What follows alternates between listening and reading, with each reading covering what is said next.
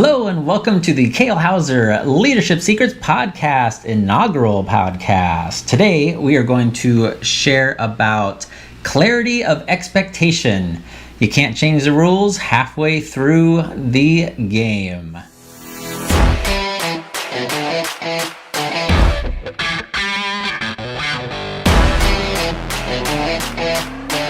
Hey, I'm Kale Houser. Thank you so much for joining me today. This is the inaugural podcast for Kale Houser Leadership Secrets. I'm so glad that you're deciding to join me today, whether this is the day that I posted it. We're in March 2022, or if this is 6 months, a year, or 5 years down the road. Hey, I'm so glad that you decided to join me today. The whole intent of this podcast is I want to be able to impart some pretty critical leadership principles upon you to help you in your journey as you discover what makes a great leader, what makes a mediocre leader, and what makes a pretty horrible leader. I will be honest that a lot of the lessons that I have learned across the years have come from the extreme latter of those three examples.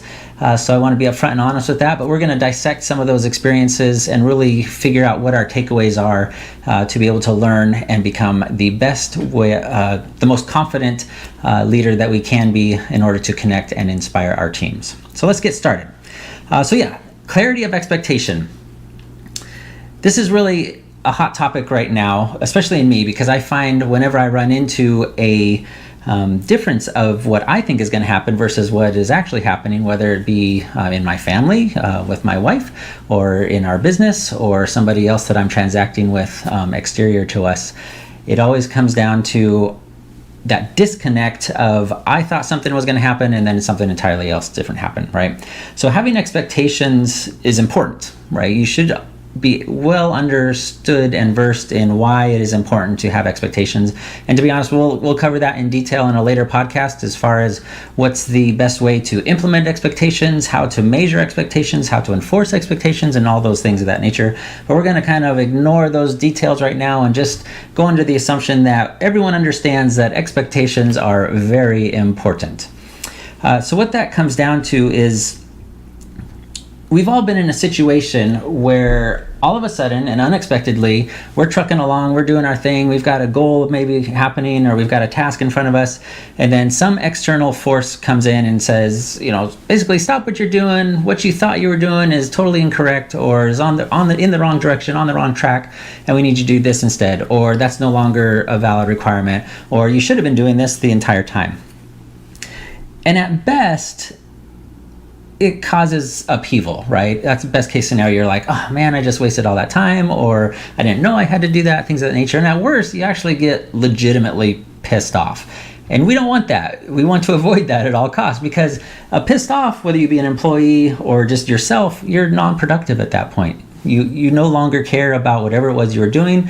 The anger takes over, as you will. You go into potentially Hulk mode, depending on what type of personality you are, and then productivity just stops.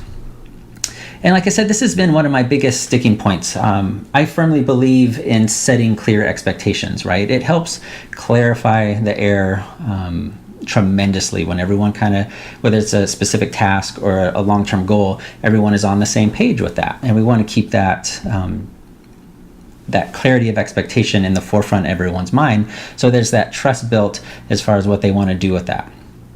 And me, when that happens to me, I'm generally the type of person that when that happens, I want to dig my heels in and going, whoa, wait, that's not what you told me, or that's not my understanding of what is going on here. So I want to dig my heels in, especially if it's something that was well within that person's control to set those expectations and not miss it, right? When it's something outside, whether it be an external influence completely changes the game, right? Or you say you're working on this certain account for your customer and that customer just goes away, right? That's something that you can't control.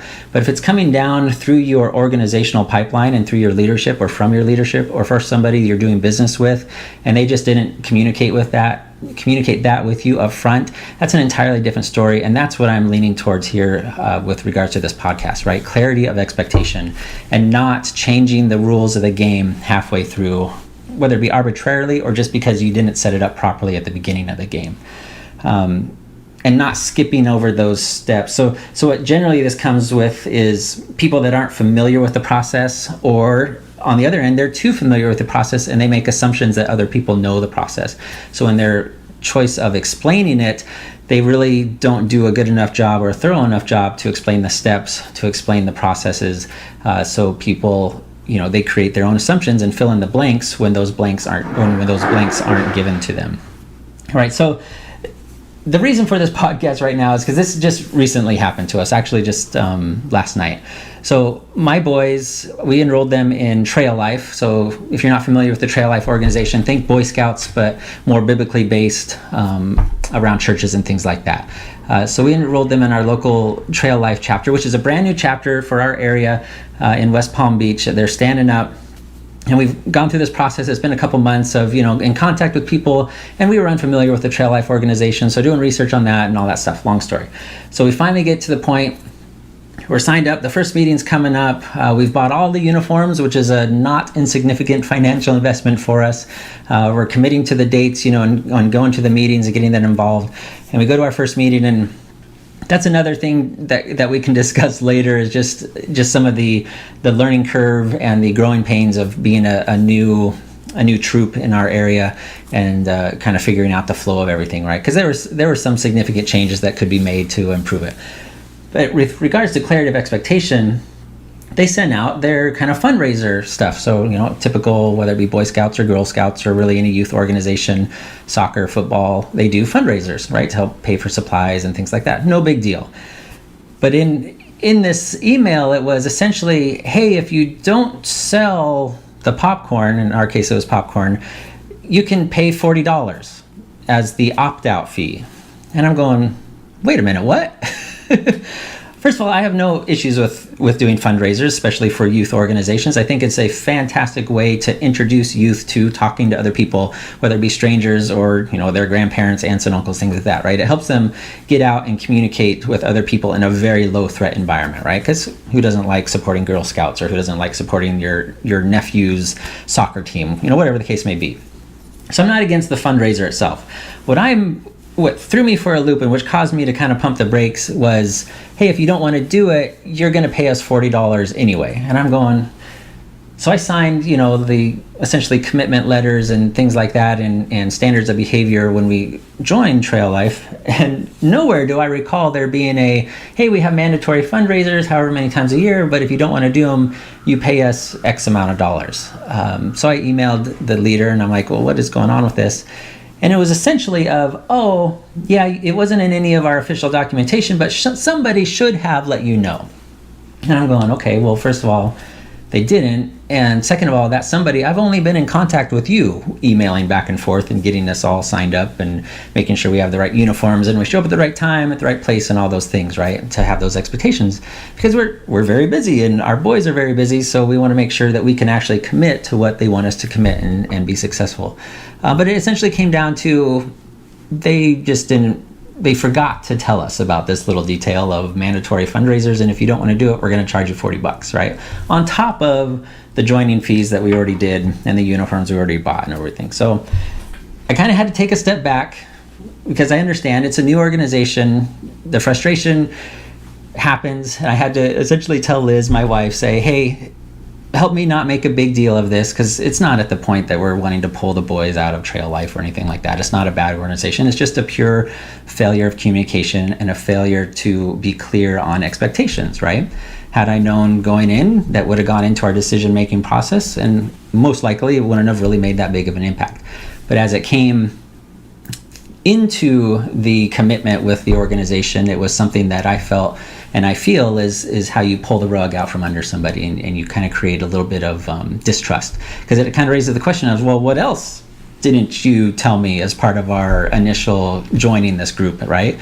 Like, so now do I need to start asking questions about every little detail without the assumption of the person in charge letting me know the entire picture of the whole thing? So it's one of those things that I've seen throughout my life as those instances come across, that it causes me to really put up a barrier, right? And especially if you're on the receiving end of it, if you're, for lack of a better term, kind of a worker bee level, and your boss comes down and says, stop what you're doing, or hey, you should have been doing this the whole time, and you really had no idea, right? So it's a good analogy would be like if you were going out to Chick-fil-A to eat, right? So you go up, you order your food, everyone's super nice, you pay your, whatever it is, $12 or however many people you're there for your meal. You go sit down with their little placard, you're waiting for your meal, you got your drink, you're hanging out, and the super nice, more likely teenage kid comes up to you with your tray of food, and there's your awesome waffle fries and your Chick-fil-A sandwich or nuggets, whatever kind of person you are, and he goes, okay, well, if you want to eat this, it's going to be $40, right? And you'd sit up there and go, well, I already paid for it. Like, we already did a transaction. We already agreed on these terms. I give you money.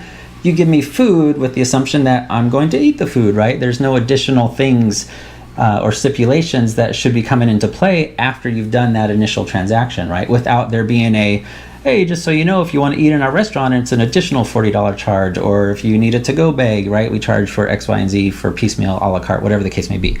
So thinking of it at that terms, it really doesn't make sense, right? So this all brings us back to our clarity of expectation, and how we apply that for the teams that we're wanting to lead. So as the leader, it is really your responsibility, and one of your primary keys that you need to be aware of, that your expectations are clear.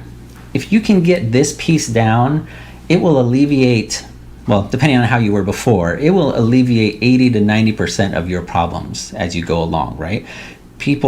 I heard a great quote this weekend at a conference that we went to: confusion creates failure, right? And lack of clarity creates confusion. So it's this snowballing effect of, if I am unclear of what I expect of you, as I being the leader of our organization, then you are confused about what is expected and what to do. And then that just creates failure. Like I said, it's a breakdown of when somebody, especially on the employee level, doesn't know what they should be doing, they don't do anything, right?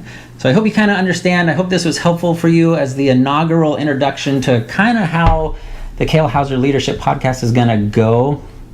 We're going to talk about little snippets of things like this: principles of leadership, behavioral leadership, hard lessons learned that I've gone through in my life about different leadership styles. We're going to throw in some personal stories, things that I'm going through on the real time. And of course, if something happens to me that just kind of, for lack of a better term, grinds my gears, then we'll bring it to you and we can discuss it. I appreciate you guys showing up for me today. This is super exciting for me to get to bring this to you guys. I'm always open to questions. If you have topics that are really, whether it be a head scratcher for you or something you're really struggling with, shoot me an email at kale@kalehouserleadership.com. That's KALE at kalehouserleadership.com. Make sure you check out my website, kalehouserleadership.com. It gets you some free resources that can really help you out in your leadership journey. Again, thank you so much for listening to me. I really appreciate it. You guys have a fantastic day, no matter where you're at in the world or what time it is. We'll talk to you soon. Thank you for joining me today. Please, please, please, if you're watching on YouTube, make sure you hit that like and subscribe button to my channel so you make sure you're notified, as well as the notification setting. Notified when I drop a new podcast. We're going to shoot to get these pumping and get you the content as fast as possible so we can turn you into the most confident leader, the most connected leader to your team, and the most inspiring on your team, so people actually want to listen to you and follow you. Hey, take care. Bye.